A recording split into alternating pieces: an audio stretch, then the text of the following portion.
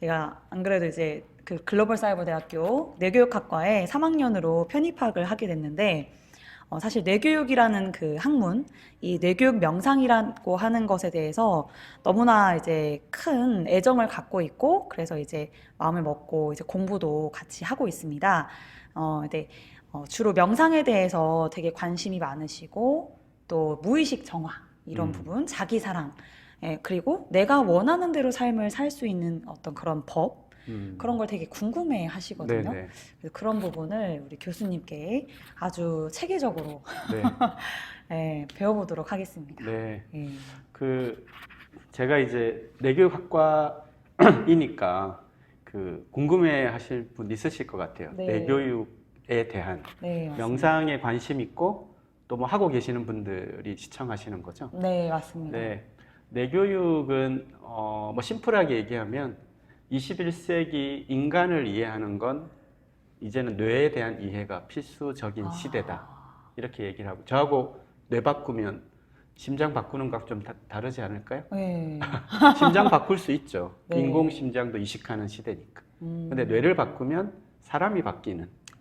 그래서 우리가 마음이라고 하는 기제가 과거에는 이제 심장이라고 얘기를 했었죠. 오랜 인류의 역사 동안. 네. 그런데 이제 과학이 발달하고 이제 뇌과학이 이제 부상을 하면서 마음 기제 총사령탑이란 건 심장이 아니라 뇌구나 라고 이제는 뭐 밝혀져 있고, 그리고 사람들은 누구나 변화를 원하잖아요. 네. 인간을 이해하는 건 뇌인데 누구나 변화를 얘기하는데 이 변화라는 건 마음의 변화 또 행동의 변화까지 수반이 돼야 되는데 그 마음과 행동 변화의 열쇠는 이제는 결국은 뇌에 대한 이해를 바탕으로 활용 원리를 습득하는 것이 필수적인 거죠. 그래서 뇌교육은 뭐 어렵게 생각하실 필요 없고 인간의 변화에 대한 학문입니다. 그런데 그 중심에 이제는 뇌를 놓고 가는 거죠. 그래서 아마 오늘 보시는 구독자분들도 명상도 결국은 이게 뭔가 어떤 나의 변화를 만들어낼까? 결국 인간은 어떻게 변화하는가? 보다 구체적으로는 인간의 마음은, 의식은 어떻게 성장하고 변화하는가에 대한 지점은 똑같을 거라고 봐요. 그래서 오늘 좀 그런 얘기들을 네. 뭐 명상이라는 키워드를 중심으로 네, 네. 나누면 좋겠습니다. 네. 네. 그렇다면 이 명상이라고 하는 것이 무엇인지 좀 네. 궁금한데요. 명상, 메디테이션, 원래 메디슨이라는 이제 약 뭐 이런 거에서 사실 유래가 됐다고 하는데 명상은 서구 역사에 있을까요? 없을까요? 서구 역사에. 네, 미국의 어떤 역사, 또 유럽의 역사에서 이 지점이 명상이라는 게 어디서부터 비롯됐느냐를 좀 짐작하게 하는 겁니다. 명상은 서구 역사에는 없습니다. 네, 없는 이유는 마음. 몸과 마음을 바라보는 시각, 그 문화적 토양이 달랐기 때문이죠. 우리는 몸, 마음 중에 이 두 가지의 관계를 어떻게 생각했을까요? 우리나라. 우리 동양 같은 경우는 같게 봤을 네, 것 같은데. 그렇죠. 우리는 심신일원론입니다. 몸, 마음은 하나다. 하나로 연결되어 있다. 네. 서구는 심신이원론이 몸과 마음은 기본적으로 분리되어 있다. 네. 그래서 이 연결이라는 건 뭔가 이렇게 생각하기 어려웠습니다. 우리가 서구 근대 철학의 아버지라 부르는 사람이 르네 데카르트. 나는 생각한다. 고로 존재한다. 이 너무나 유명한 문구 아닌가요? 네. 근데 이것을 잘 들여다보면 나는 생각한다. 고로 존재한다. 이 생각, 이 이성적 사유, 마음이 먼저죠. 존재, 이런 육체, 보이는 것, 이런 것은 그 다음 문제. 데카르트는 인간의 몸과 마음은 기능적으로 분리되어 있고 마음의 차원이 굉장히 그 높은 차원이라고 봤어요. 몸은 뭔가 이런 좀 약간 뭐라고 해야 될까요? 마음은 고귀하고 마음은 굉장히 높은 그 다른 차원의 것이라고 봤죠. 그래서 우리가 데카르트 얘기할 때 이성을 중요하게 생각하죠. 오직 중요한 건 이성적 사유지 그것을 방해하거나 그것을 좀 잘못 해석하게 만드는 그 어떠한 것도 조금 이렇게 배척했습니다.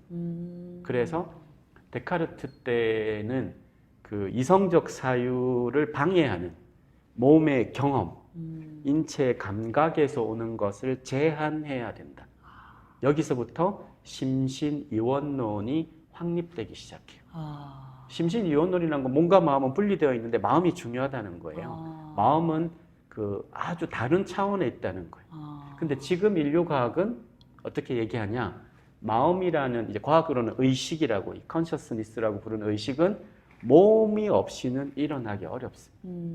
우리가 느끼는 명상을 할 때 뭔가 이렇게 집중을 느끼고 뭔가 이완을 느끼고 뭔가를 지각하고 인지하고 하는 이런 현상은 고등의식이지만 그것에 대한 출발은 우리의 몸에서 오는 감각이라는 거예요. 몸과 마음이 분리되어 있는 게 아니에요. 네. 마음은 완전히 다른 차원이 아니라 그냥 몸에서 이렇게 오는 거죠. 그러니까 명상이란 건 뭐냐?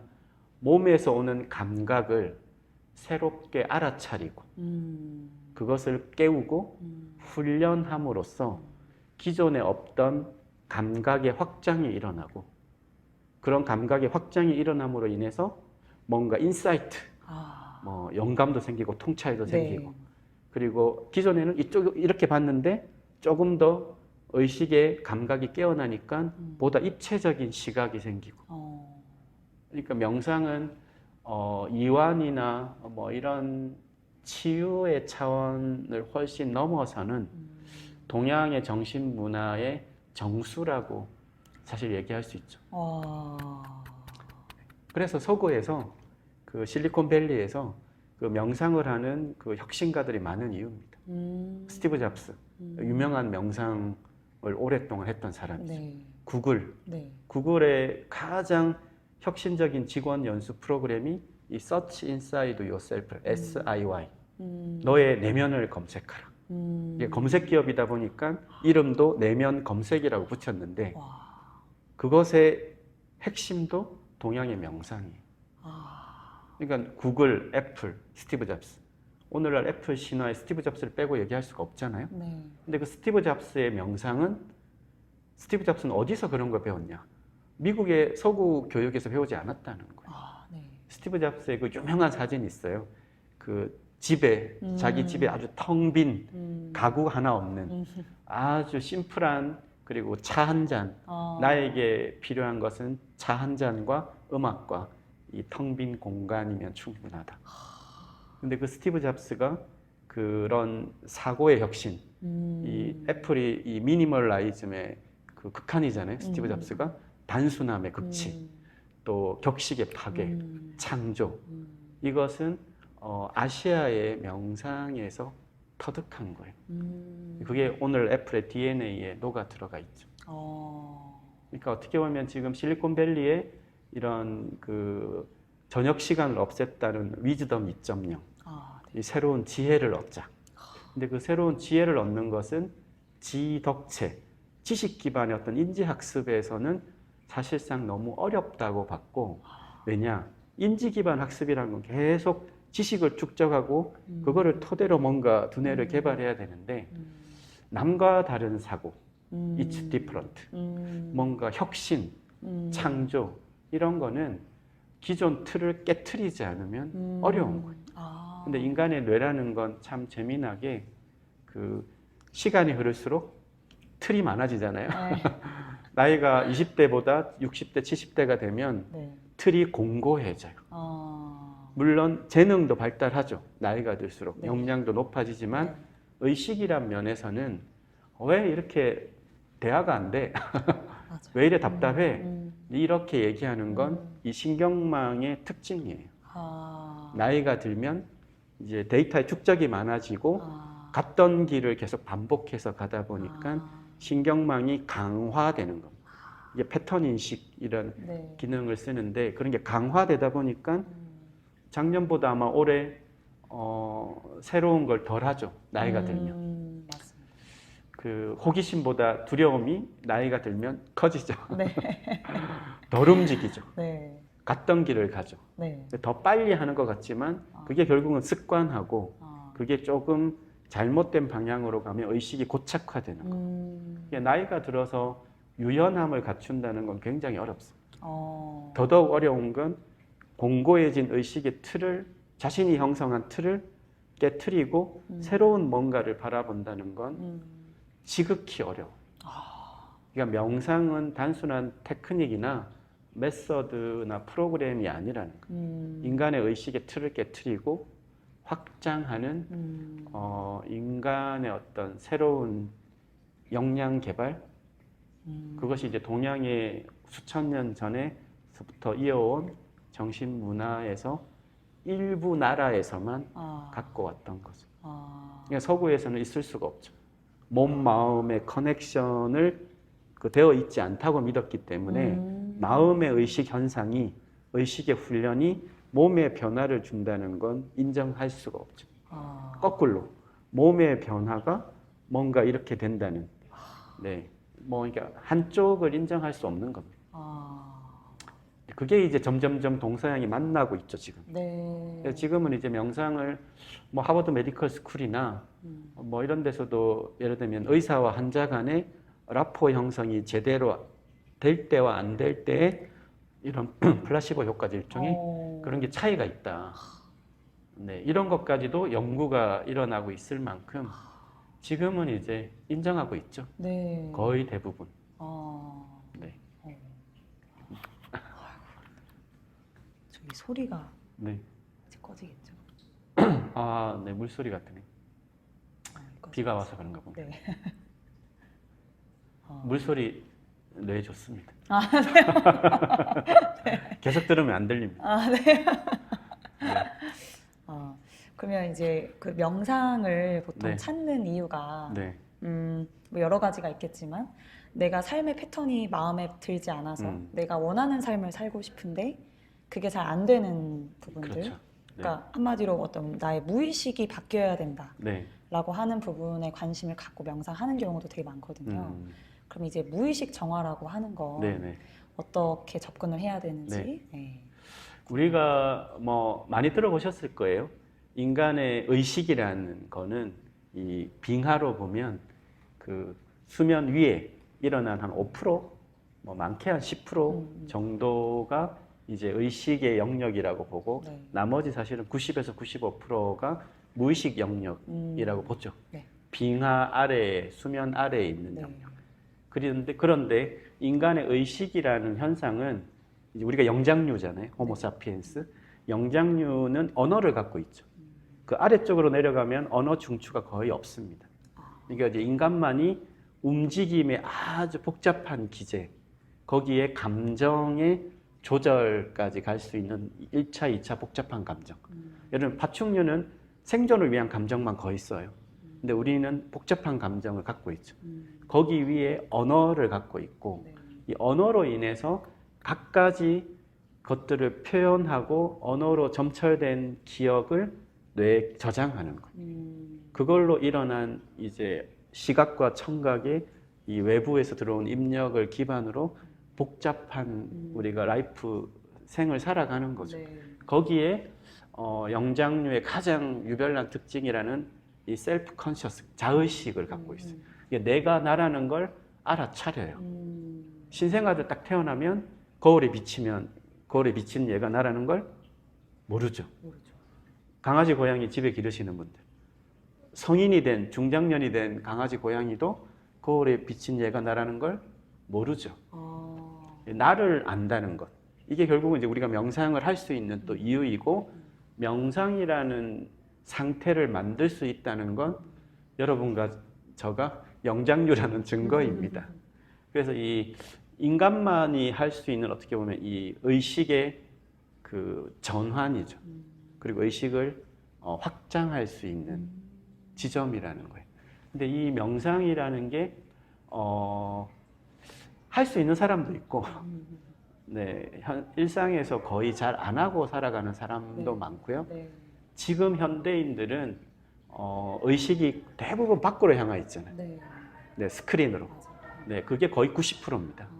그래서 명상의 시작은 다른 것보다 현대에서는 수렵사회, 그 농경사회, 산업사회, 정보화 사회를 살아가기 때문에 의식이 밖으로 향해 있기 때문에 밖으로 향한 의식을 안으로 돌리는 것부터 하지 않으면 안 돼요. 그런데 바깥쪽에 드러난 이 의식이라는 건 말씀드린 대로 언어가 있기 때문에 복잡하게 이렇게 막 얽혀 있는 거예요. 그런데 이 언어로 표현하고 언어로 기억하고 뭔가를 이게 상호작용을 하는 것이 나의 선택이냐, 또 내가 해석하고 내가 만들어낸 것처럼 보이지만 그것을 지배적으로 영향을 주고 있는 건 약 95%의 무의식이기 때문에 변화하고 싶은 네. 누구나 나의 무의식의 영역에 실제적 자각과 변화 없이는 의식 상태에서는 진정한 변화가 일어난다는 건 굉장히 어려운 거죠. 거의 불가능에 가깝겠네요. 네. 변화되는 것처럼 보이나 실제적으로는 또 비슷한 상황이 오고 하면 언제든지 발현할 수 있어요. 그래서 무의식 상태에서 그 진짜 어떤 그 자각, 진짜 선택을 하지 않는 한, 그리고 그거를 내재된 훈련을 지속하지 않는 한 진정한 변화가 일어나는 건 대부분 아시지 않을까요? 네. 작심삼일, 맞습니다. 뭐 중독, 네. 뭐 중독이 아주 대표적이죠. 중독 현상을 대부분 갖고 있잖아요. 네. 작든 크든. 네. 중독이라는 걸 접해 보면 이 인간의 수면 위의 의식이라는 것이 얼마만큼 지극히 약하고 위험하고 어떻게 보면 약간 허상 같은 거라는 걸 알죠. 끊임없이 오는 나도 모르게 내가 뭔가를 다시 그 자리에 가게끔 만드는. 네. 네. 그래서 이제 지금 핵심은 말씀 주신 무의식의 뭐 정화, 무의식에서 나를 변화시키는. 네. 네. 그것이 이제 가장 핵심이죠. 사실 명상의 핵심이죠. 네. 맞습니다. 근데 현대인들에게는 이게 굉장히 쉽지 않다. 쉽지 않죠. 네. 쉽지 않습니다. 네. 왜냐? 말씀드린 대로 무의식을 가려면 의식을 멈춰야 되겠죠. 네. 잠들지 않는 한 의식이 멈추는 거 쉽지 않죠. 네. 그런데 의식을 어떻게 멈추게 할 거냐? 내가 지금 제정신이 아니라는 것부터 알아차려야 되잖아요. 네. 네. 이것부터 시작을 해야 돼요. 아. 나의 의식이 지금 어떤 상태에 있는지를 알아차리지 못하면 뭐 무의식에 뭐 이런 걸 어떻게 하겠습니까? 이 시작은 저희 이제 내교육 학문에서 보면 이제 내교육의 원천 기술을 이제 뇌운영 시스템 보스 브레인 오퍼레이팅 시스템이라고 하는데 1단계가 뭐냐면 이 브레인 센스타이징 뇌감각 깨우기 5단계는 브레인 마스터링 뇌의 주인 되기 네. 누구나 주인 되려고 하는 거잖아요. 네. 내가 내 인생의 주인이 돼서 뭔가의 내 삶을 긍정적으로 바꾸고 싶은 거죠. 근데 그 바꾸려면 주인이 진짜 되려면 퍼스트가 감각을 깨워야 된다.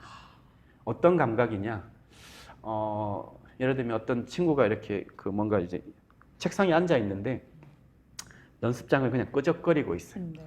옆에 엄마가 보면 자기 예를 들면 아이라면 정말 집중을 안 하고 있죠.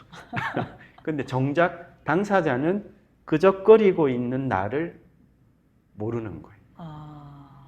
그냥 나도 모르게 그냥 이렇게 끄적거리고 있는 거죠. 네, 뭐 책상에 앉아서 뭘 하고 있는데 엄마가 야 과일 먹어 하면 냉큼 달려온다. 집중을 안 하고 있는 네네. 거죠.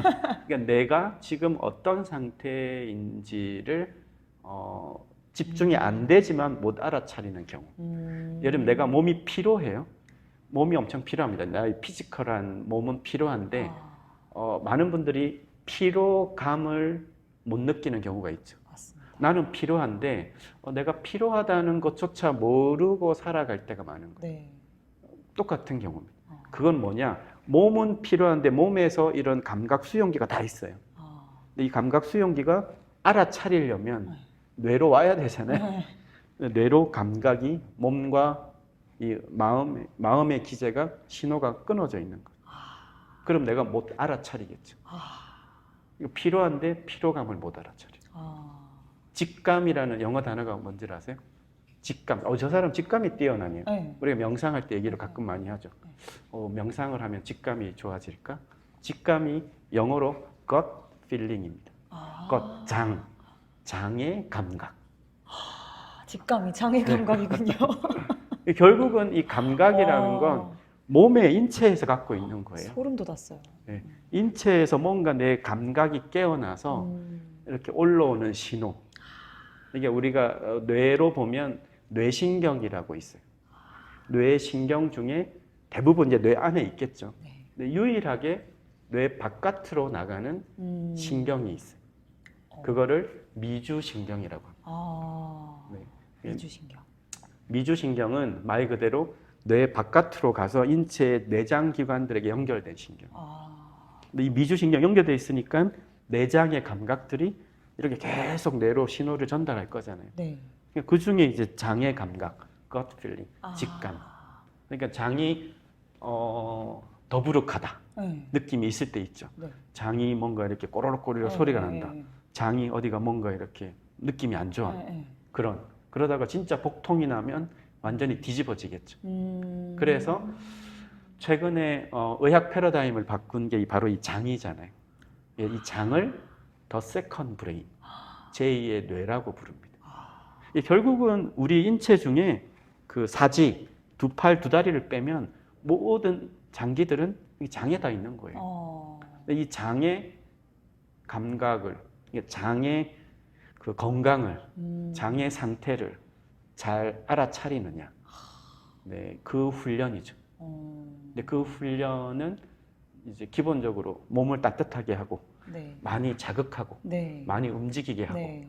그렇게 바꾸지 않으면 몸은 점점점 우리로 보면 이제 인체 건강의 핵심이라고 하는 자율신경계. 네. 거기 이제 항상성이죠. 네. 자율신경계는 이제 뭐 많이 들어보셨던 그냥 건강하게 하는 거고 네. 말 그대로 자율적으로 돌아갑니다. 내가 명령을 할 수가 없어요. 그래서 잘 먹고 잘 자고 잘 싸면 이 말 그대로 원시적이고 아주 원초적인 신경계라고 하죠.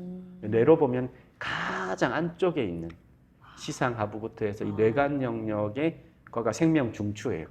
그 중간이 이제 림빅 시스템이라고 감정, 바깥쪽이 인지, 네. 사고, 언어. 네. 그러니까 인간까지 발달 측면에서 생명이 제일 중요하니까 가장 안쪽에 있겠죠. 네. 생명 중추가 바깥쪽에 있다고 생각해 보십시오. 이건 위험하잖아요. 위험하죠. 진화적으로 다 맞지 않죠. 진화적으로는 모두가 인간처럼 언어가 있는 게 아니고 네. 감정이 없는 동물도 있기 때문에 이 생명 중추는 무조건 뇌의 가장 안쪽에 있어요. 그 다음에 감정이 출현했기 때문에 네. 감정이 이제 그 다음으로 만들어진 거고 그 다음으로 이제 언어나 인지, 사고, 학습 체계가 이렇게 이게 뇌가 형성이 된 거예요. 그런데 가장 뇌에 영향을 주는 건 우리가 뭐 우울증도 많고 네. 뭐 이런 복잡한 것도 많지만 예를 들면 전쟁 나면요 우울증은 없어집니다. 살아야 되니까. 그렇군요. 뇌에 가장 큰 영향을 미치는 건 생존의 기제예요. 그렇지 않습니까? 네, 맞습니다. 근데 갑자기 이렇게 뭐 엄청난 회의도 하고 엄청난 뭔가 몰입을 하고 하지만 갑자기 뭐 뱀이 여기 막 나타난다거나 누가 갑자기 뭐 누가 막 뛰쳐나온다거나 동물들이 생존의 위협을 느끼면 그 어떤 바깥쪽 기제는 중요하지 않죠. 그렇죠. 그래서 이 생명 중추 기제가 가장 중요해요. 네. 그러니까 명상에서도 어떻게 하면 의식을 멈춰야 되잖아요. 네. 의식이란 건 뭐 심플하게 얘기하면 생각하고 감정이에요. 그럼 생각을 멈추고 감정을 내려야죠. 결국은 바깥쪽이잖아요. 네. 안에 생명 중추가 있고 감정과 생각이 있으니까 생각을 멈추고 감정을 다운시키면 안쪽에 생명 기제. 그러니까 결국 이게 의식으로 보면 무의식 영역이죠. 이 생명 중추 기제를 활성화시킴으로 인해서 기존의 의식 영역이 다운되면 이제 어떻게 보면 무의식의 영역이 확장되는. 그래서 예를 들면 가로등 불빛이 밤에 네. 이렇게 비치고 있는 이 영역이 있잖아요. 네. 이게 평상시에 나의 의식 영역이에요. 네. 그렇게 보고 그렇게 사고하고 그렇게 판단하고 그렇게 행동해요. 그런데 이 가로등 불빛이 비추는 이 의식 영역은 더 가로등 불빛이 비치지 않는 더 많은 어두운 영역이 있잖아요. 네. 그런데 내가 뭔가 잘 감각을 깨우고 훈련해서 가로등 불빛이 비추는 이 의식 영역이 점점 커진다고 생각해 보세요. 그전에는 무의식 영역이었어요. 근데 의식 영역으로 이게 들어오는 거죠. 그러면 내가 더 넓은 사고, 더 확장된 이제 이게 어떻게 보면 이제 명상을 훈련하는 뭐 첫 단계, 뭐 두 단계 정도 네. 감각을 깨워야 되는 이유. 네. 이게 이제 뇌교육의 영역에서 보면 감각을 깨우는 1단계가 현대인에게 이제 절대적으로 필요한 이유. 만약 과거였으면 좀 필요 없을 수도 있죠. 근데 지금은 중독이 너무 많고 네. 의식이 너무 밖으로 향해 있고 네. 이렇다 보니까 스타트가 안 됩니다. 이게 스타트를 하려면 정신을 정신 차리는 것부터. 네, 이것부터 돼야 그 다음 뭐 무의식에 뭘 이렇게 들어가고 바꾸고 하는 건 그 다음 스텝이에요. 네. 그러면 정신을 차리려면 네, 감각을 깨워라. 그렇죠.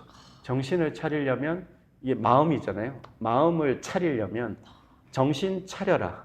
이 단어가 정신, 정과 신, 네. 몸과 마음, 차리다는 뜻은 우리말에 본래의 자리로 이렇게 잘 배열된다는 뜻이에요.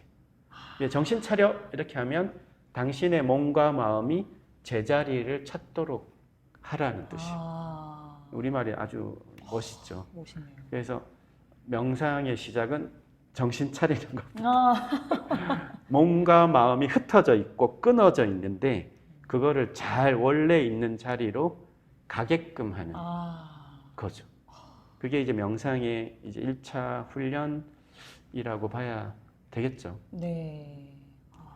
그래서 뭐 오히려 그러니까 뭐 이렇게 수행을 하는 분들, 뭐 불교에 계시는 스님들이나 뭐 신부님이나 이런 좀 그 규율 속에 좀 이렇게 잘 살아가는 분들은 정신이 그래도 잘 차려 있으시잖아요. 네. 그런 분들은 어떻게 보면 이제 아주 1차적인 자연스러운 명상 상태를 평상시에 갖고 살아가는 거예요. 왜냐? 제정신이 아닌 게 아니니까. 정신을 차리고 그거를 라이프 스타일을 유지해 가는 거니까. 그런데 현대인들의 대부분은 그렇게 어렵죠. 네. 왜냐? 항상성 기제, 항상 어떠한 성질을 유지하고자 하는 생명의 본질인데 이게 깨지면 자율신경계가 흔들려요. 지금은 잘 안 먹고 뭐 잘 먹어도 제대로 안 먹거나 인스턴트를 먹고 네. 그다음에 잘 못 자고 그다음에 잘 싸지도 않아요. 네. 잘 산다는 건 이런 그 땀 배출부터 해서 뭐 대소변 이런 게 제대로 돌아가는 게 자율신경인데 이게 당연히 잘 안 돌아가니까 네. 자율신경계가 무너지죠. 네. 자율신경계가 무너진다는 얘기는 대부분 교감이 많다는 거예요. 교감신경. 자율신경은 교감신경, 부교감, 네. 플러스 마이너스. 네. 이게 기량작용이라고 이렇게 있어야 돼요. 네. 근데 교감신경이 이렇게 있어요. 그럼 부교감신경이 퇴화된 거죠. 현대인들의 열의 7 정도는 부교감 기능이 약화되거나 퇴화돼 있어요. 이게 늘 들떠 있는 거죠. 이게 스트레스 상태. 이렇게 되면 명상의 시작은 생각과 감정을 멈추고 뭔가 이렇게 원래대로 0점으로 돌아가야 되는데 네. 기본적으로 이렇게 돼 있으니까 네. 이거가 돼 있다는 걸 1단계 알아차려야 되고 네. 이것부터 이렇게 만들어야 되죠. 2단계까지 가야 네. 그 다음 뭔가라도 네. 할 수 있습니다. 네. 근데 이렇게 된 걸 이렇게 하려면 정적 기반의 명상으로는 쉽지 않다는 거예요. 왜냐? 생각은 생각을 붙잡거든요. 꼬리에 꼬리. 왜냐면 이게 의식 상태에서는 의식이란 건 아까 언어를 기반으로 한다고 했죠. 네. 언어를 기반으로 하는 건 언어가 또 다른 언어를 불러오고 되뇌피질의 각종 것들을 계속 잡념들을 가져와요. 그래서 과거에는 정적 명상도 어느 정도 맞았는데 지금 현대인들에게는 정적 명상이라는 건 굉장히 어렵습니다. 네. 그래서 몸을 동적인 걸로 시작을 해서 마지막에 명상 상태로 가야지. 왜냐면 내 몸이 자율신경이 무너져 있는데 네. 이게 어떻게 눈 감는다고 네. 되겠어요? 맞아요. 더 많은 의식의 잡념들이 언어가 그런 정보들을 쫙 끄집어 올리기 때문에 명상하기 전에 네. 내 몸의 지금 상태를 알아차리고 네. 내 몸의 균형을 맞추는 일종의 프리 단계, 사전 훈련이 필요한 거죠. 네. 이제 이 과정이 수반이 안 되면 음. 무의식까지 들어가는 건 정말 길고 긴 여정입니다. 네. 네. 그 대부분의 분들이 거의 정적인 명상을 몇 번 체험하시다가 네. 효과를 잘 보지 못하고 이제 많이 오시거든요. 이제 그럼 동적인 명상 알려드리고 네네. 하는데 교수님 말씀 너무나 와닿고 그렇다면은 이렇게 동적인 명상을 통해서 감각을 깨우고 정신을 차리고 그 네. 다음에는 어떻게 네. 해야 되는지.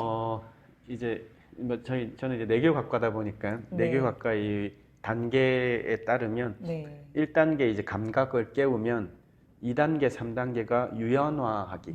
이제 뇌 유연화하기, 뇌 정화하기. 네.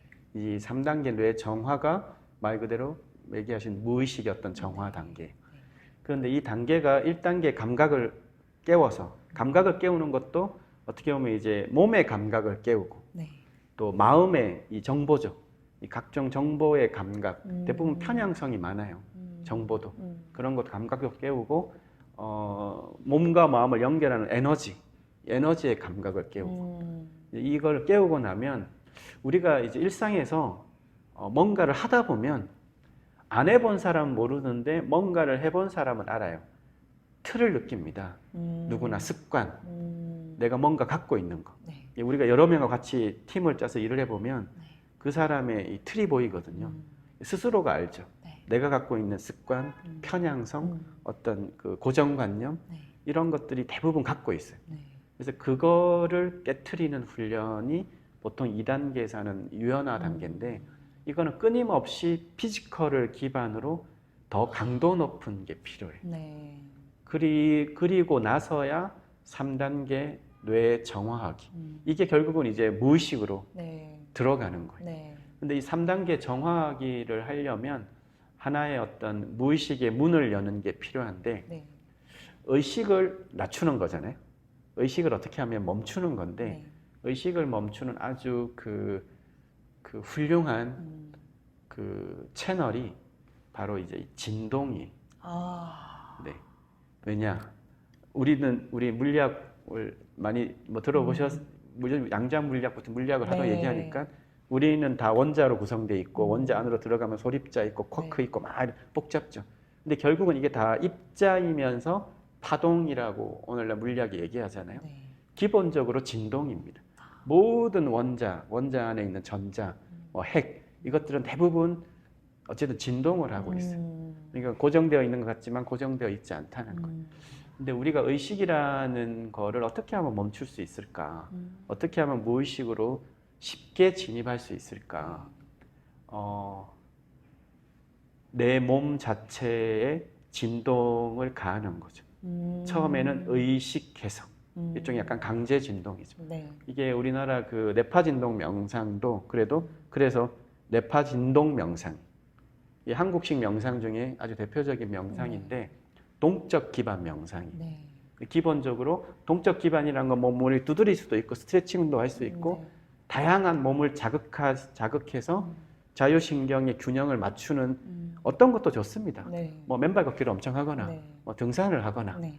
등산하면 머리가 시원한 원리가 우리가 이 어떻게 보면 이제 무의식의 조금 초입 단계로 갈 수 있는 걸 유추할 수 있는 게 등산하면서 일어나는 뇌의 변화예요. 네. 왜냐? 등산이 어떻게 합니까? 한 30분, 1시간 오르막, 내리막을 왔다 갔다 하면서 올라가죠. 네. 그럼 어떻게 됐습니까? 인체 순환계가 엄청난 순환을 급진하겠죠. 네. 그리고 인간이 지구상에서 유일한 이족 보행이 가능한 24시간 동물이. 그러면 이 경사진 곳을 걷는다는 건 엄청난 이 무게 중심을 잡으려고 이 뇌가 이 외수용성 감각, 내수용성 감각, 특히 이제 고유수용성 감각이라고 하는 이거를 끊임없이 가동시킵니다. 그래서 우리가 등산을 한 30분에서 1시간 정도 하면 땀도 나고 하지만 1단계 뇌의 신체의 균형이 맞춰지죠. 그런데 이게 산이라는 게 중요해요. 산은 자연이죠. 네. 자연은 소리가 내추럴 사운드가 있어요. 네. 대부분 이제 물소리도 들리고 산새 소리도 들리고 바람 소리도 들리고. 근데 인간의 이 바깥쪽 뇌를 멈추는 게 어려운 게 감정이잖아요. 네. 생각, 감정이 어렵지만 생각은 걷다 보면 지치니까 말이 잘 안 나오고 생각이 잘 안 돌아가요. 근데 감정이라는 건 도심 속에서 멈추는 게 굉장히 어렵습니다. 네. 그런데 이 등산을 하면 오르막을 걸을 때 이런 피지컬한 영역은 순환 체계가 돼서 0점 조정이 좀 되고, 이 자연의 소리는 우리가 가시광선이라고 하죠. 이 가시광선이 있고 가청 주파수라고 하죠. 네. 인간이 볼 수 있는 파장대를 가시광선, 인간이 들을 수 있는 주파수 대역을 가청 주파수라고 해요. 우리가 예를 들면 개미 기어가는 소리가 안 들리죠? 안 들리죠. 지구가 자전하는, 지구가 돌고 있는 소리 안 들리잖아요. 안 들리죠. 엄청 크죠? 네. 그런데 왜 안 들리냐? 20에서 2만 헤르츠만 뇌가 필터링 하기 때문에. 보는 거, 적외선 못 보죠? 네. 자외선 못 보죠? 네. 우리가 박쥐나 이런 게 아니니까. 네. 초음파 듣는 것도 아니죠. 음. 그런데 우리가 예를 들면 투시 카메라, 이게 적외선이죠. 네. 그러니까 요 안쪽만 딱 보는 거고 이쪽만 들어요. 그런데 20에서 2만 헤르츠가 이제 우리가 밖에서 들리는 모든 소리 중에 이것만 딱 듣는데 결국은 눈이 보고 귀가 듣는 게 아니라 네. 과학적으로는 뇌가 보고 뇌가 듣는 거예요. 그러네요. 그렇죠. 네. 결국은 우리의 뇌가 밖에서 들어오는 신호 중에 가시광선 파장대만 캐치해서 안에서, 뇌 안에서 3D로 만들어주는 거고, 귀에서 들려오는 20에서 2만 헤르츠의 소리만 캐치해서 이 달팽이관을 흔들어서 청각 피지를 자극해서 듣게 하고 있는 거예요. 그러니까 내가 살아가는 세상이란 건 인간의 뇌가 보고 듣는 특정 영역의 파장의 시각과 청각만 인간의 뇌 안에서 만들어낸 환경, 그것을 보고 듣고 있는 거예요. 절대적 현상계는 있는데. 그러네요. 그렇죠. 고양이, 강아지가 보고 있는 세상과 우리가 바라보는 세상이 다를 테니까. 그런데 여기에서 만들어낸 이 시청각으로 만들어낸 이 의식 현상에 소리가 아주 중요한 작용을 하는데, 감정에도 자연에서 나는 소리의 상당수가 이 가청 주파수 대역을 골고루 자극해요. 우리가 어떤 시끄러운 소리 듣고, 뭐 크락션 소리, 네. 특정 파장대 그 주파수를 자극하겠죠. 그래서 우리가 막 끽끽하고 이렇게 안 좋은 거예요. 근데 자연에 가면 20에서 2만 헤르츠를 골고루, 특히 물소리 같은 경우. 그래서 우리가 물소리를 계속 듣고 있으면 뇌가 편안해집니다. 그래서 이거를 이제 사운드 테라피 효과, 뭐 백색 사운드, 네. 백색 사운드 이렇게 얘기하는데, 등산하다 보면 이 두 가지가 맞닥뜨려지는 거예요. 인체의 균형이 맞아지고 이 자연의 소리 때문에 감정이 다운되고. 그래서 우리가 1시간 정도 걷다가 이렇게 중턱에 딱 앉아서 호흡을 그냥 편안하게 이렇게 하면 그때 뇌파 찍으면 초기 명상 상태가 나와요. 그리고 스스로도 뇌가 뭔가 맑아지는 느낌을 갖죠. 이때 명상을 배우지 않은 사람들도 자신의 뇌가 초기 명상 모드로 진입을 해요. 왜 안 배워도 되느냐? 오르막 내리막을 걸었고 경사길을 걷고 자연 속에서 나의 가청 주파수 대역이 편협되지 않는, 편향 안 되는 소리를 듣다 보니까 나도 모르게 나의 뇌가 그렇게 만들어 준 거예요. 이 등산이 갖는 이 원리를 들여다보면 인간이 어떻게 하면 이 무의식의 세계로 들어갈 수 있는지를 알 수 있죠. 그러네요. 그럼 우리가 계속 움직였잖아요. 네. 그러면 이제 그렇게까지 계속 못 움직이니까 등산 싫어하는 분도 있을 테니까. 네. 그럼 어떻게 하면 그런 그 움직임을 스스로에게 계속 자극을 줘서 이 의식을 계속, 우리로 보면 이제 이 주파수를, 그래서 우리가 뇌파를 어떻게 계속 떨어뜨리는 거죠. 우리가 등산하고 뭐 수다만 안 떨면 또 막 많이 먹고 안 올라가기만 하면 뇌파가 자연스럽게 조금 떨어져요. 우리가 명상의 초기라고 하는 알파파, 더 아래로 세타파, 뭐 델타파로 가겠지만 최소한 이거를 뇌파를 떨어뜨릴 수 있으려면 이 진동을 해야 된다는 거죠. 스스로. 그래서 우리가 편안하게 여기서 이렇게 해도 되고, 그다음에 이제 서서 두 발을 이제 뭐 어깨 넓이 정도 벌리고 아주 작은 진동도 좋고, 그것부터 네. 스스로 의지로 시작은 의지로 해서 얘기하는 아주 느린 진동. 네. 그리고 뭐 점점 속도를 내거나 해서 음. 이 진동으로 시작해서 이제 어느 순간 되면 그 사람의 고유의 리듬이라는 게 있잖아요. 네. 그렇게 나도 모르게 또 진동이 내가 의도하지 않은, 강제하지 않는 진동인데 내 몸이 알아서 진동하는 자율 진동 단계로 넘어갑니다. 그거를 한 5분, 10분만 하면 의식이 많이 이제 생각, 감정이 끊기죠.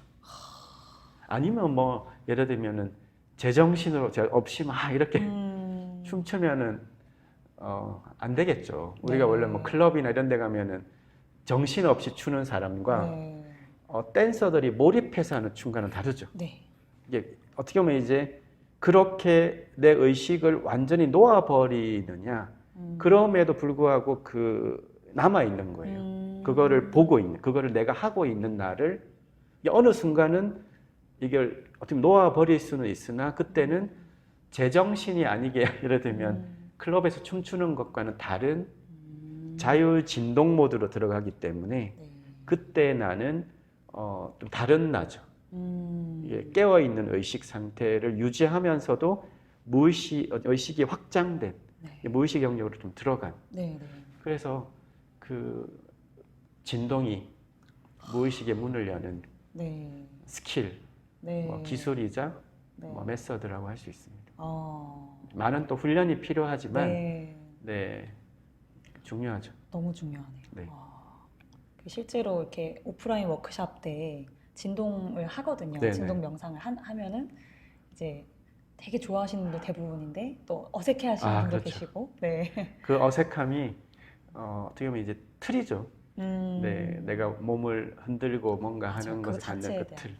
네, 그 틀을 이제 조금 깨트리지 않으면 그것도 깨트려줘야 되죠. 원리적으로 뭐 인식적으로도 그걸 이해하게. 요즘 현대인들은 또 이해가 안 되면 그런 걸 하지 않으니까. 네. 네. 근데 오히려 댄서 분들이나 요즘 춤 추는 분들이 많잖아요. 네.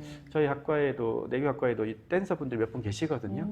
그런 분들은 의외로 그런 이해를 아주 잘 하세요. 그렇죠. 네. 그래서 우리가 내 몸을 이렇게 움직이고 내 몸을 자유롭게 쓴다는 건 인간의 의식과 무의식의 이 연결 측면에서 굉장히 사실은 그 중요한 건데 그동안 하도 이제 몸을 이렇게 뭔가 다루고 하는 거를 낯선 타인처럼 하다 보니까 네. 이제 진동하고 몸 흔들고 하면 어려워하는 분들이 있습니다. 네. 그걸 이제 깨트리는 네. 그건 또 우리 명상가의 몫이겠죠. 네. 제 몫입니다. 네. 네.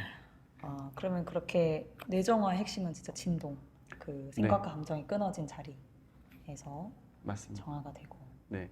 뭐 말은 쉽지만 또 많은 내재된 훈련이 필요하죠. 네. 그래서 이 무의식의 정화가 이제 뇌 정화하기 3단계고 네. 그 다음 단계가 뇌 통합하기 4단계. 네. 사실 진짜 원하는 거는 내가 바뀌는 건데 네. 어느 영역에서 내가 선택하느냐인데 대부분은 의식의 영역에서 선택해요. 그렇죠. 작심삼일은 지극히 과학적인 얘기인데 작심삼일은 왜 과학적이냐? 작심삼일이잖아요. 네. 마음만 먹어요. 몸이 없어. 그래서 그렇구나. 몸의 변화 없이 몸에 내재된 감각의 깨어남과 내재된 훈련 없이 마음만 먹으면 3일, 3일도 아니고 하루도 안 갑니다. 그러니까 작심삼일은 뇌로 보면 지극히 과학적일 수밖에 없어요. 대부분 자신이 평상시에 갖고 있는 의식 영역에서 뭔가를 선택하려고 하니까 네. 안 되는 거예요. 안 돼요. 그 순간 된 것처럼 보이죠. 안 됩니다. 100이면 100 안 됩니다. 네. 어떤 의식 상태에서 나는 선택했느냐. 뇌교육 명상은 진짜 무의식을 바꾸는 거잖아요. 그렇죠. 삶을 바꾸는 네. 거. 네. 그렇게 갖고 있는 명상은 별로 없습니다. 네. 왜냐하면 대부분 지금 전 세계에 확산된 이 마인드풀니스, 기본 정적 명상이고, 물론 정적 기반 마인드풀니스도 깊게 들어가면 이제 그런 상태를 만끽하는 그걸 체험하는 분들이 있죠. 네. 근데 굉장히 쉽지 않다. 현대인들에게 그 과정을 견디기가 어렵습니다. 뭐 현대인 상태가 그렇질 않아요. 네, 맞아요.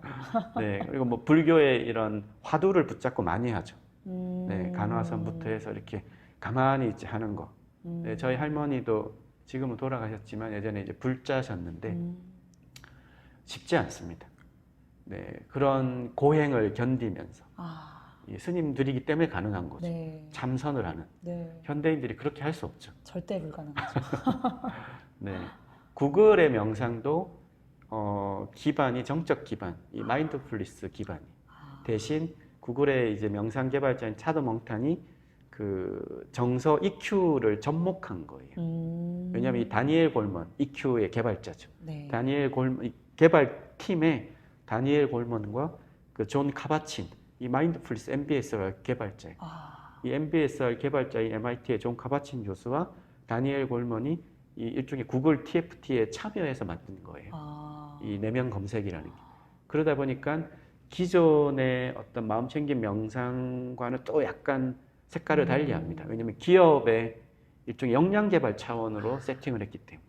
이게 조금 더 어떻게 보면 현실적이라고도 할 수 있는데 그래도 기반은 정적 기반 명상. 네, 그래서 만만치가 않다. 네, 많이 졸겠죠. 졸죠, 맞아요. 네, 많이 졸겠죠. 네. 그렇습니다. 저도 네. 한 유튜브에서 이제 명상 5분만 따라해도 바로 잠이 네. 오고. 수면 효과는 있습니다. 네, 네. 수면 효과 있습니다. 네. 네, 그래서 명상의 세계는 너무나 많죠. 뭐 저도 어떻게 보면 이제 조금 연구자 입장이면서 또 명상을 저희도 실습을 많이 하고 또 명상을 하나 이완법이나 이런 걸로 바라보게 하지는 않습니다. 네. 네, 이거는 사실은 너무나 큰 거라. 네, 너무나 큰 지금은 더더욱 네. 인간의 인적 자원 개발의 새로운 일종의 메서드거든요. 네. 완전히 어떻게 보면 두 축입니다. 서구가 가져왔던 이 지덕체, 네. 지식 기반 인재학습 체계, 어떻게 보면 약간 탑다운 방식이죠. 네. 근데 몸에서 출발하는 바텀업, 몸에서 인체 감각을 깨우고 훈련해서 의식의 확장을 가져오는 이 두 가지가 사실은 병행을 해야 하는 이제 이 두 개가 만나야 되는 지점이에요. 네. 어느 게 좋다 나쁘다 이런 게 아니라 네. 인간의 이 무한한 잠재성을 개발하려면 네. 같이 가져가야 되죠. 네. 네. 근데 이쪽은 훈련이 많이 됐잖아요. 네. 대한민국이 세계 최고의 지덕체 국가 네. 아닙니까? 뭐 지식 기반 학습을 내놓으라 할 만한. 네. 근데 그 사이에 우리가 서구 교육 모델을 너무 한 70년간 해온 사이에 우리 선조들이 원래 갖고 있었던 거는 채덕지예요. 신라의 화랑 생각해 보십시오. 네. 뭐 이게 계속 책을 판 게 아니에요. 네. 자연에서 호연지기를 기르고 감각을 깨우고 훈련하는 그게 신라의 화랑 고구려에 보면 조이선임 그 단군 조선에 가면 국자랑이라고 합니다. 그 맥은 우리의 전통 교육 방식은 심신쌍수라고 하거든요. 몸 마음을 함께 단련한다. 그게 원래 우리의 전통 교육 방식이에요.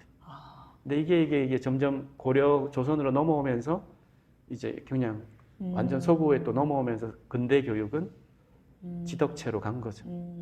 근데 지금은 지덕체 교육의 한계를 분명히 과학계나 학문에서 지적하고 있습니다. 네. 인간의 개발은 지덕체 교육의 한계성을 분명히 지적하고 있어요. 네. 지금은 채덕지를 다 얘기하고 있어요. 네. 그 유아부터 성인 발달 과정에서. 네. 그래서 우리나라 교육도 지금 계속 그렇게 바뀌고 있어요. 그렇죠. 네. 근데 우리가 지금 성인이 된 분들은 그렇게 배워오질 않았던 지덕체 세대라 인간은 어떻게 해서 개발되지? 인간의 의식은 어떻게 해서 성장하고 변화하는 거지? 라고 했을 때 대부분 지덕체를 생각해요. 네. 근데 거꾸로 우리나라가 지금 전 세계에서 주목받는 게 한류죠. 네. 근데 한류의 주역들은 지덕체 교육에 반한 사람들 아닙니까? 네, 뭐 그림 그리고 만화 그리고 네. 춤추고 노래하고 서구의 교육 모델의 부모의 이 압박을 견디면서 자기가 좋아하고 신념 있어 하는 것들 자신의 가치를 네. 키워온 건데 이 방식은 지덕체 방식이 아니죠. 네. 감각을 깨우고 훈련하는 거예요. 음악에서 오는 뭔가 이 몸에서 진동에서 오는 어떤 나도 모르는 감각을 훈련한 거. 이거는 몸에서 오는 감각이에요. 지식에서 오는 학습이 아니라. 그래서 이제는 우리가 잃어버린 그런 감각을 깨우고 하는 게 지금 하고 계시는 네. 어쩌면 굉장히 이런 명상의 네. 본질이라고 할 수 있지 않을까. 네. 네. 그렇다면은 이 이제 브레인 트레이닝, 네. 이 뇌교육 명상 5단계를 1단계부터 5단계까지 이제 저도 종종 얘기하기도 하고 네. 하는데 어떻게 하면 지속적으로 훈련할 네. 수 있을까? 네. 이 개념이 조금 애매하신 분들이 굉장히 많을 것 네네. 같거든요. 어떻게 지속 성장할 수 있을까? 네. 뭐 내교학과에 들어오시면 되고 그 한 번 한다고 이게 어떻게 보면 이제 이 내교육의 5단계에는 인간의 변화에 대한 원리와 단계를 정립한 거예요. 네. 그래서 이제 우리가 컴퓨터 하면 컴퓨터 운영 시스템이 있듯이 네. 컴퓨터를 발명한 것도 인간의 뇌니까 네. 인간의 뇌도 당연히 어떤 운영의 체계나 원리가 있겠죠. 네. 그거에 기반하에 인간의 변화와 단계적 발전에 대한 일종의 법칙이자 단계별 원리를 설정한 게 이제 뇌 운영 시스템 5단계고 네. 5단계를 한번 이렇게 스텝으로 가고 나면 마지막 뇌 주인 되기 이게 라이센스를 따는 거예요. 그래서 1, 2, 3, 4단계까지는 한번 이게 이제 원리와 이런 해당 이론과 이런 것들을 배우고 나면 자격증 일종의 라이센스를 땄는데 이제는 운전하는 거죠. 네. 그러니까 마지막 5단계 뇌 주인 되기는 이제 내가 일종의 적용을 해야 되는 거예요. 이게 프로젝트예요, 일종. 네, 이게 프로젝트를 하면서 고속도로도 나가보고, 네. 뭐 꼬불꼬불한 길도 달려보고, 이 원리를 내가 이제 어떻게 적용할 거냐. 예를 들면 이제 원리를 적용하는 건 프로젝트를 하는 거예요. 네. 영역별로 내가 건강이다. 나는 건강에 대한 관리를 이런 원리를 적용해서 하겠다. 그러면 내 건강을 어떻게 뭐 체크를 하면서 적절한 브레인 트레이닝은 예를 들면 모든 게 요즘에 뇌 작용이라고 얘기를 해요. 네. 내가 움직이고 말하고 뭐 이렇게 하는 게 네. 그러면 왜 굳이 두뇌 훈련이 필요한 거지? 이런 생각할 수 있잖아요. 모든 게 뇌 작용이라면. 그런데 왜 두뇌 훈련이 필요하냐? 왜 뇌 훈련, 뭐 네. 뇌교육이 필요하냐는 아주 단순합니다. 모든 게 뇌 작용이긴 하나 어떤 목표를 두고 어떤 의도를 갖고 거기에 적합한 어떤 방법을 적용하느냐에 따라서 뇌의 반응 자체가 달라지기 때문에 내가 일반적으로 걷는데 A에서 B로 그냥 걷죠 우리가. 네. 그런데 이게 걷기 명상이 될 수도 있어요. 네, 걷는 것을 통해서 내가 맨발을 걷는데 요즘 맨발 걷기 유행이죠. 네. 제 집 근처에도 맨발을 엄청 걸어요. 그런데 그냥 걷는 사람이 태반이다. 네. 그냥 걷는다는 건 뭐냐? 맨발을 이렇게 운동장이나 이렇게 계속 도세요, 많은 분들이. 네. 네. 근데 저기서 신발만 딱 신기면 네. 신발 신고 걷는 거하고 똑같이 걸어요. 뭐 엄청 많이 걸으면 이렇게 뭐 순환은 일어나겠죠. 또 맨발이니까 접촉도 네. 네. 약간의 어싱도 있고. 네. 그런데 느끼면서 걸어야죠. 네. 그렇죠. 네, 맨발에 접촉하는 이 발의 감각, 그 감각의 의식을 집중해서 걸으면 10바퀴 걸을 걸 한 바퀴만 걸어도 이 순환 자체의 강도가 달라집니다. 그러니까 이게 어떻게 보면 이 감각을 깨운다라는 거를 모르다 보니까 그냥 계속 걷는 거예요. 걷다가 몸이 좋아지겠지. 알아차려야, 그 알아차린다는 건 뭔가요? 발바닥이 시원하구나. 발바닥이 어디가 결리구나. 발에 뭔가 열이 나는 것 같아. 라는 건 발에 있는 감각 수용기. 이것이 타고 척수를 타고 여기까지 올라가야 돼. 네. 이 두정엽에 있는 이 체성 감각 피질, 체성 운동 피질. 여기에 이렇게 신호가 전달이 되어야 내가 알아차리는 거예요. 알아차리는 건 발이 알아차리는 게 아니죠. 네. 나의 뇌가 알아차리는 거죠. 네. 알아차리면 그게 신호가 더 계속적인 주고받음이 일어나겠죠. 네, 우리가 손을 이렇게 했을 때 손바닥에 의식을 집중하면 네. 처음에는 모르죠. 네. 그런데 지금 의식을 딱 집중했을 네. 때 의식을 집중하면 이게 약간 이제 좋은 위치만 이렇게 편안한 위치만 딱 잡으면 네. 약간 손바닥에 열감이나 어. 약간 자력감, 정기감이 느껴지죠. 네. 이 상태에서 호흡을 호흡을 내쉬면 강도가 살짝 올라가는 게 느껴지죠. 네. 이거는 호흡을 편안하게 하면 부교감 기능이 올라가기 때문에. 그러면 여기서 있는 감각 수용기가 이렇게 팔을 타고 이렇게 전달 때 연수를 통해 연수가 우리가 호흡을 관장하죠.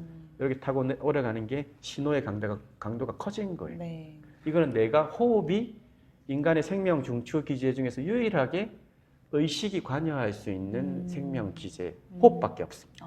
그러니까 브리딩, 호흡법이 없는 나라는 명상도 없죠. 근데 명상은 호흡에서 들어가는 거니까. 그리고 호흡이 인간의 의식이 관여한, 우리가 뭐 심장박동 줄여라 이렇게 줄인다고 줄일 수 있는 게 아니죠. 호르몬아 바뀌어라 안 바뀝니다. 네. 오직 호흡만. 그래서 호흡법, 복식호흡, 단전호흡, 뭐 명문호흡, 네. 이 호흡법을 가진 나라가 아시아에 몇 개 국가밖에 안 되죠. 인도, 한국, 뭐 일부 나라죠. 뭐 티베트, 불교, 뭐 그런 나라들이 갖고 있는 거예요.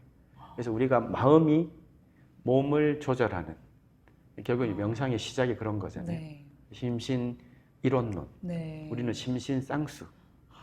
이런 것들을 가지고 평상시에 감각을 깨우는 훈련을 일상화하는 게 시작이라고 봐요. 깨어있는 연습을 네. 계속 해야겠네요. 뭐 그게 아침에 일어나서 한 5분 체조하는 거, 뭐 맨발 걷기 아주 좋습니다. 대신 느끼면서 걸어라. 네.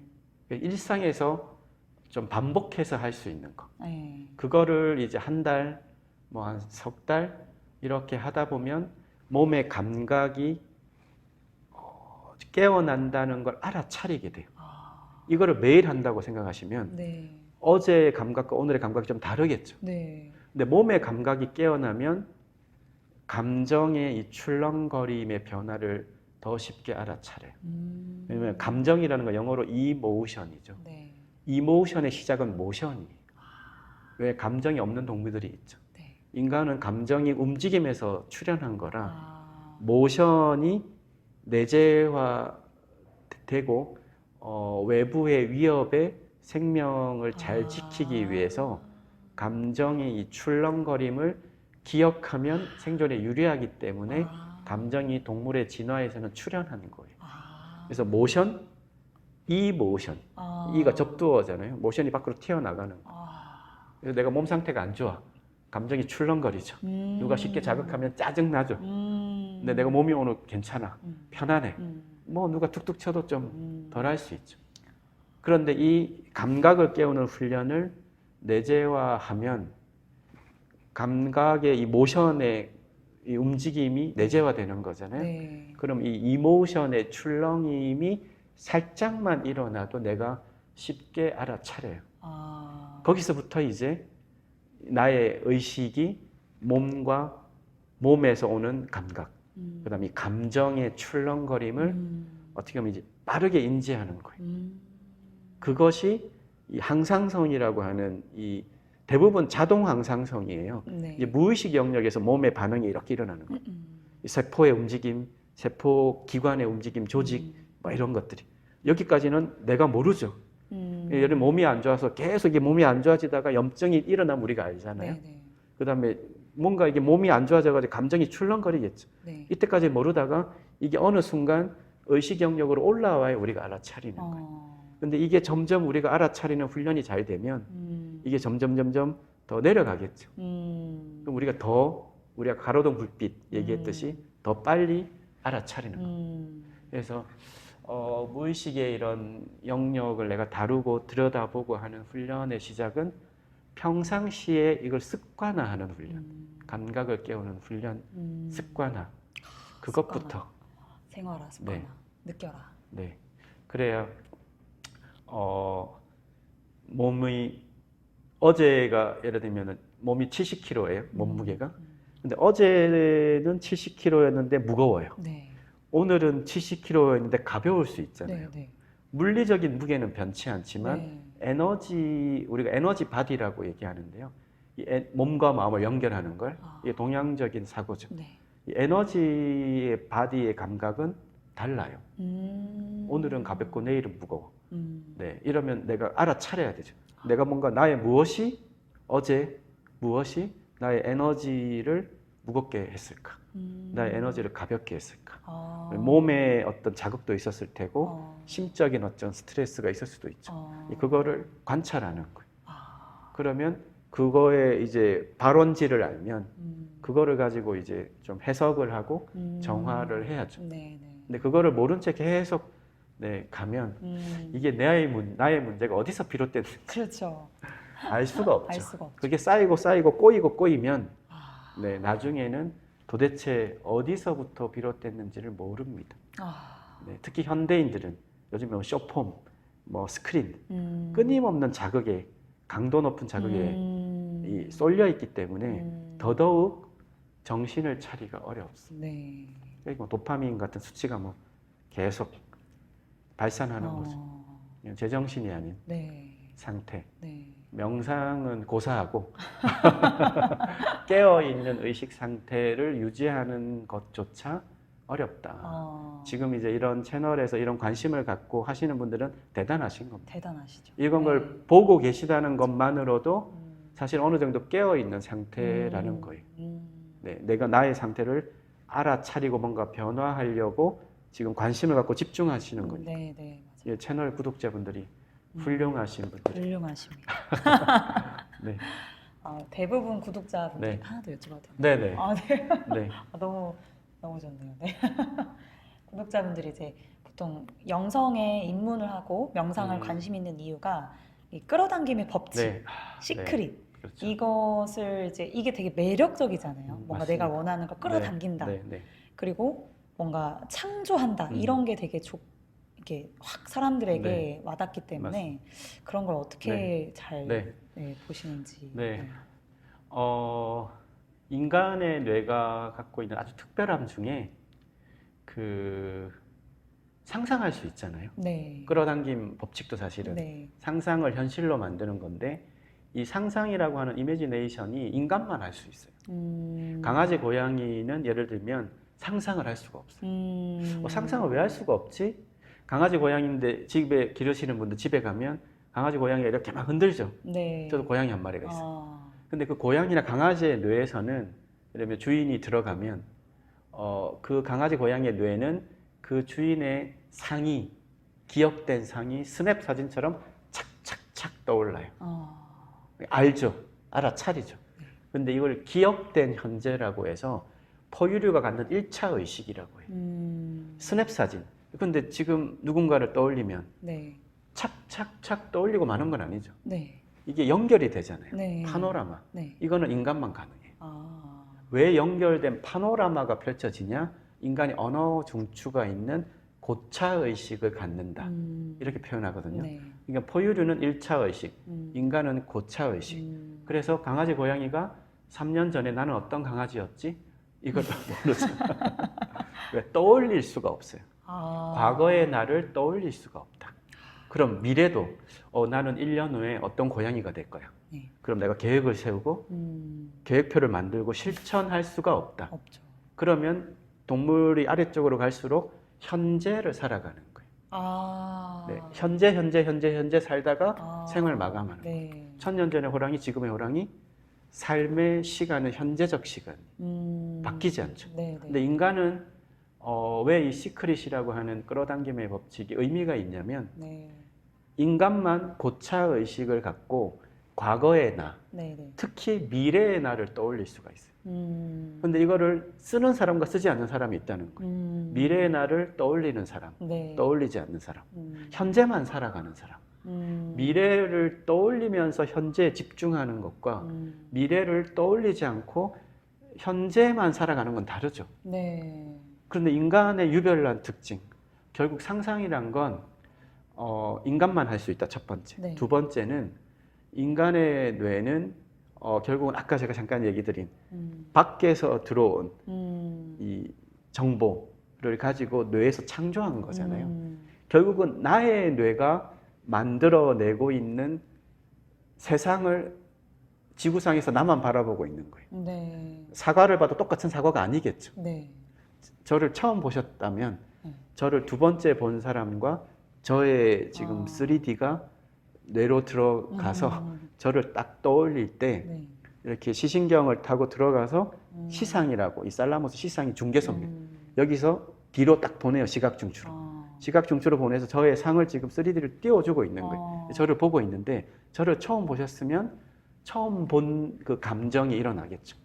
근데 저를 봤으면 저에 대한 정보가 과거에 저장돼 있겠죠. 네. 그래서 이게 측두엽을 거쳐서 전두엽에 이제 그 명령을 갈 때 저의 과거의 경험적 기억이 더 쉬워집니다. 그러면 반응이 다르겠죠. 아는 사람이네? 네, 뭐 이렇게. 네. 그렇게 뇌가 정보 처리를 하는 거거든요. 자, 그럼 상상은 인간만 할 수 있다. 네. 그리고 인간은 결국은 뇌가 만들어낸 그 상을 가지고 사는 거예요. 근데 시크릿이란 건 나의 뇌 속에서 네. 상상으로 한 거죠. 네. 그렇게 되어진 나를 떠올리거나. 네. 근데 결국은 뇌에서는 끊임없이 그거를 떠올리고 그렇게 되어진 나를 보면서 현실에 투영하는 것 뿐이에요, 사실은. 이미 나의 뇌 속에는 되어 있는 나를. 왜냐? 나의 뇌가 만들어낸 상이잖아요, 결국. 네. 나의 뇌가 만들어진 세계예요. 나의 뇌 속에서 만들어진 세계를 제가 지금 보고 있는 거예요. 그런데 나의 뇌 속에서 어떤 미래의 나를 떠올리면서 그렇게 되어진 나를 계속 상상을 하고, 그러면 물어봐야죠. 뇌에게 물어보면 되어진 나가 되기 위한 어떤 액션을 해야 되느냐.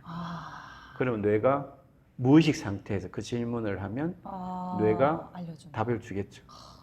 그러면 그 안에서 그냥 현실에서는 그거를 그냥 하는 것 뿐이죠.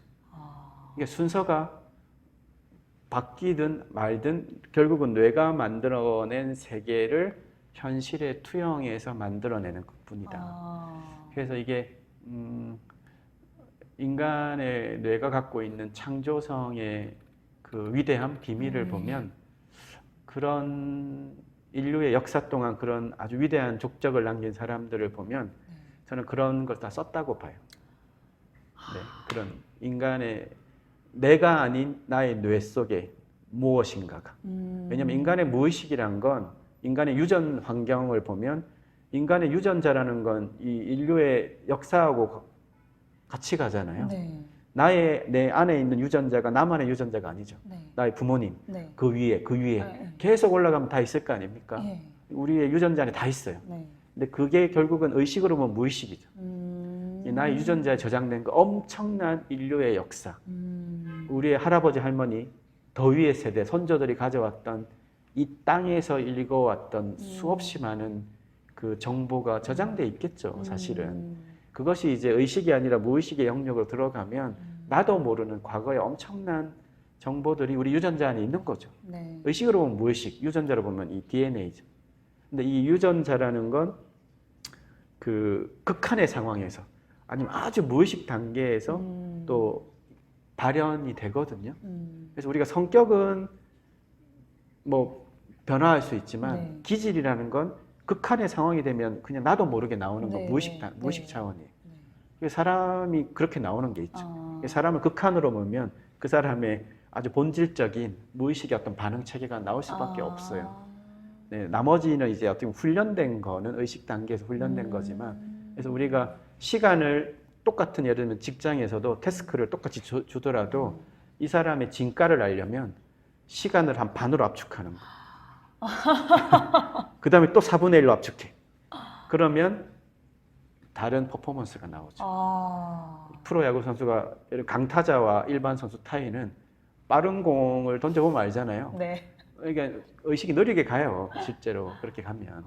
그러니까 시간을 압축하고 계속 몰아붙이면 그 사람의 태도가 나와요. 태도, 애티튜드라는 건 그 어떤 재능이라기보다 그 이전 단계에서 무의식이 계속 축적된 게 진짜 무의식적으로 상황에서 발현되는 거예요. 그래서 거꾸로 이제 그렇게 훈련하는 거죠.